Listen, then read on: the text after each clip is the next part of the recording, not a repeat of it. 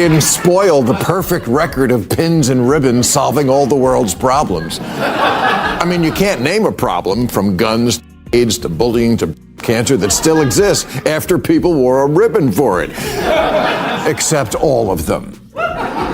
You f***ing posers. 3 years ago, everybody was all into Ukrainian flags. What happened to that?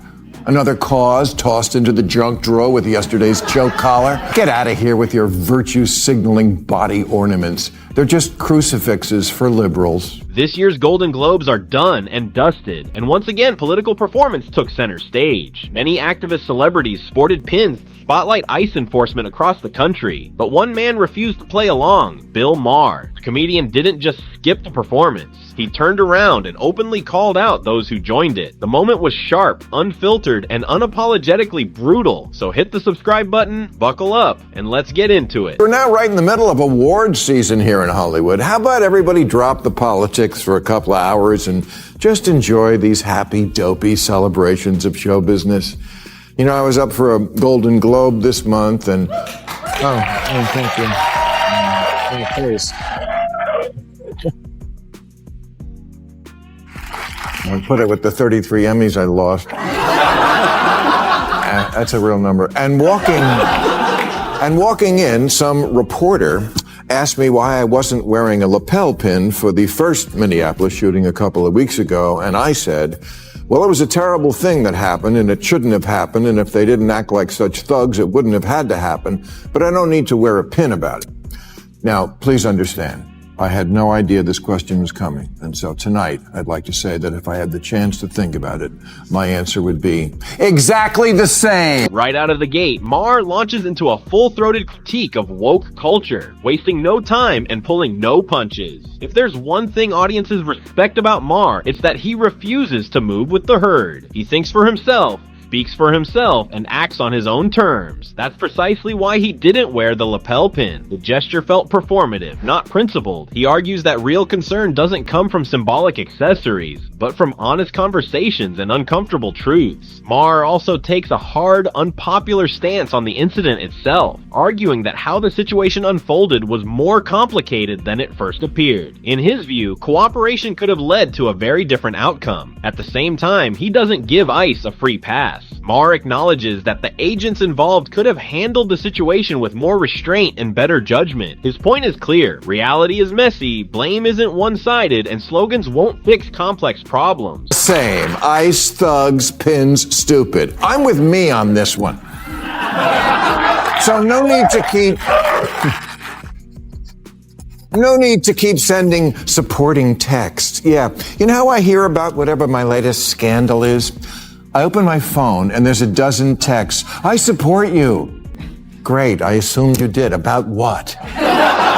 What are we talking about? I'm sorry, I don't get my gossip from the internet like most people. I get it old school from the girls at the nail salon. Maher likely didn't anticipate that a 1-minute red carpet interview at the Golden Globes would ignite such a firestorm. But that's exactly what happened. What was meant to be a brief exchange quickly went viral, striking a nerve far beyond the ballroom. Instead of backlash, Maher was met with a wave of support from fellow comedians, writers, and even industry insiders who quietly agreed but rarely speak up. Many saw his comments as a rare moment of honesty in a space dominated by scripted outrage. At the same time, critics of the ceremony accused several celebrities of blatant hypocrisy, arguing that their sudden moral posturing felt less like genuine concern, more like a grab for easy applause. To them, the pins, slogans, and sound bites were about optics, not solutions. Maher's refusal to play along only amplified the contrast, turning a fleeting interview into a broader debate about authenticity, performative activism, and who in Hollywood is actually willing to tell the uncomfortable truth.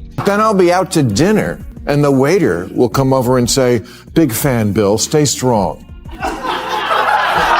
About what? And then when I see what it is, I'm like, holy, this is what you people are so worked up about? According to the internet, what I did with my comments at the Globes was laugh, scoff, mock, take a dig at, and refuse to join Golden Globes activism. Golden Globes activism? Oh, you mean the activism of fixing a pin to my suit? Maher hits the nail on the head. Honestly, everyone's grown weary of performative gestures that contribute nothing meaningful to the conversation. Year after year, we see celebrities making symbolic statements, pins, hashtags, or one-off speeches that look impressive on social media but have zero real-world impact. It's exhausting and disconnected from the realities faced by those actually affected by the issues. If these public figures are genuinely concerned about what's happening in the country, talking isn't enough. They need to step off their high horses, roll up their sleeves, and commit to concrete action. Launch a campaign, fund initiatives, advocate for policy change. Do something that actually moves the needle. Words and optics are easy. Real change is hard. Maher's critique is a reminder that authenticity isn't performative. Real influence comes from effort, risk, and dedication, not from standing under the spotlight for a 1-minute moment that disappears as soon as the cameras turn away. Hope I didn't spoil the perfect record of pins and ribbons solving all the world's problems. I mean, you can't name a problem from guns to bullying to cancer that still exists after people wore a ribbon for it. Except all of them. You f***ing posers. Maher hits the nail right on the head. Let's be honest for a moment. How many real problems have celebrities actually solved by wearing pins on a red carpet? Policies remain the same. Communities see minimal impact, and symbolic gestures rarely produce lasting solutions. These gestures exist for one reason: to be seen. It's about signaling sympathy, aligning with a fashionable cause, and collecting applause without taking any real risk. That's where the frustration comes in. Real change demands time, effort, money, and a willingness to get uncomfortable. It requires sustained pressure, organizing, and accountability, not a fleeting moment under flashing cameras. That kind of work doesn't come with instant validation or viral praise. So instead, many settle for posturing. It's easier to look virtuous than to be effective. Maher's point cuts through the noise. Until people are willing to do the hard, unglamorous work, these performances remain hollow, and everyone knows. 3 years ago, everybody was all into Ukrainian flags. What happened to that? Another cause tossed into the junk drawer with yesterday's choke collar?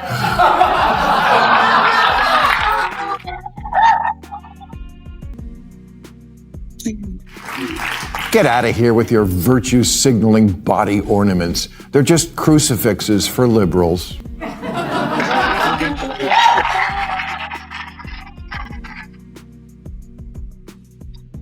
Because every time I see one, I think, Jesus Christ. Maher also reminds audiences of the pins celebrities proudly wore at award shows 3 years ago in solidarity with Ukraine. At the time, the message was everywhere. Blue and yellow ribbons, solemn speeches, endless declarations of support, and then quietly those pins disappeared. Not because the war ended, not because the suffering stopped, but because the spotlight shifted. Ukraine didn't become less important. Public attention simply shifted elsewhere. That's Maher's point. Celebrity activism tends to follow trends, not timelines. When a cause stops delivering applause or social media engagement, it's replaced by the next one waiting in line. Commitment is shallow, temporary, and driven by optics rather than principle. Real solidarity doesn't expire when cameras move on. Yet Hollywood did exactly that, moved on. Maher's critique cuts deep because it exposes an uncomfortable truth. For many celebrities, activism isn't about lasting impact. It's about staying current. And once a cause stops being trendy, it's discarded without a second thought. Congratulations for raising awareness. The awareness you really care about, which is how wonderful you are. Ricky Gervais once told the award show crowd, "Don't use it as a platform to make a political speech. You're in no position to lecture the public about anything. You know nothing about the real world."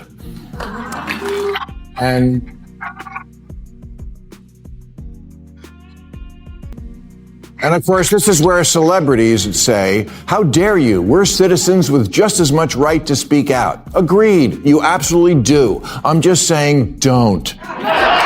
Maher's point is ultimately a simple one. Many celebrities are far too removed from the everyday realities of ordinary Americans to lecture the public on complex social and political issues. Their lives are insulated by wealth, security, and influence, shielding them from the consequences of the policies they so confidently endorse. Because they don't live with the same pressures, rising costs, public safety concerns, or job insecurity, they often speak from abstraction rather than experience. That distance makes them easy to mislead, especially when information is filtered through publicists, activists, or social media echo chambers. Even worse, they tend to listen only to people who already agree with them, reinforcing the same talking points over and over. It becomes a closed loop of validation, not understanding. Maher argues that this bubble breeds arrogance and shallow analysis, where nuance is lost and slogans replace substance. When celebrities speak from a world so disconnected from everyday reality, their activism often feels less like insight and more like performance. It's having the opposite effect of what you want. Every big name in show business came out for Kamala Harris, from Oprah to Clooney to Beyonce, and she lost every swing state.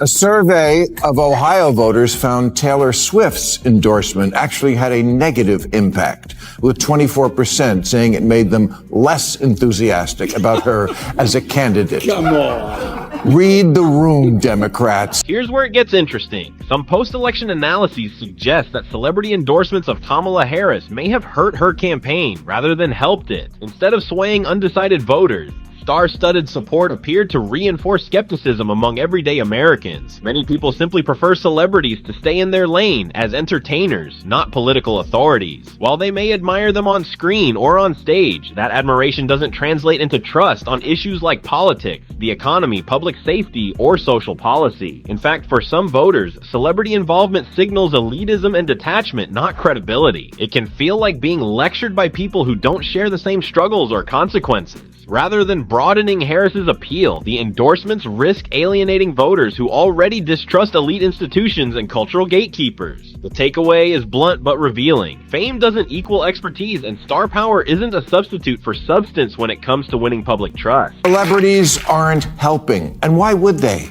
In a country where the big issue now is affordability, outside of, Springsteen and a few others, celebrities don't strike people as relatable or in touch. And what their activism mostly activates is eye rolls.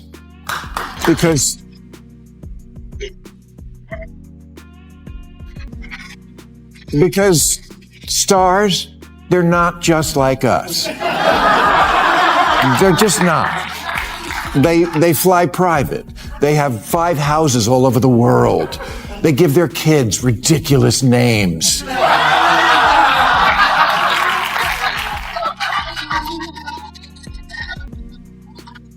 They make candles that smell like they're...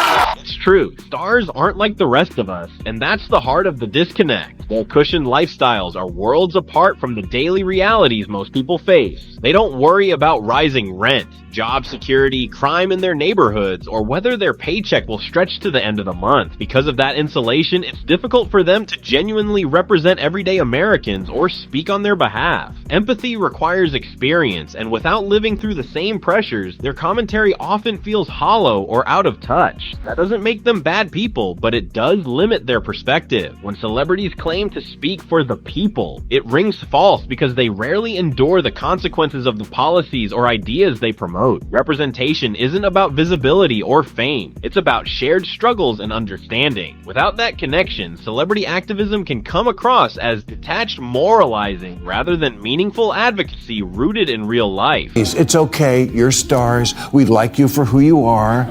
Insulated divas whose talent allows you to pig out on the finer things in life, because we all need something to aspire to.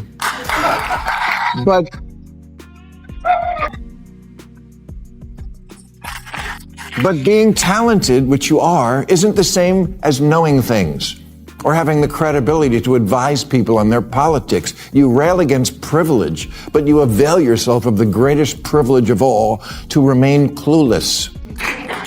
In the end, Maher's argument cuts through the noise with brutal clarity. Performative activism may look good on camera, but it solves nothing. Celebrity gestures, from pins to sound bites, fade as quickly as the spotlight shifts, leaving real problems untouched. Their distance from everyday life makes their moral posturing feel hollow, and in many cases counterproductive. Americans don't want lectures from insulated elites. They want honesty, accountability, and real solutions. Maher's refusal to join the theatrics resonated precisely because it felt authentic. His message is simple but powerful. If you truly care about change, stop posing for applause and start doing the hard, unglamorous work that actually makes a difference.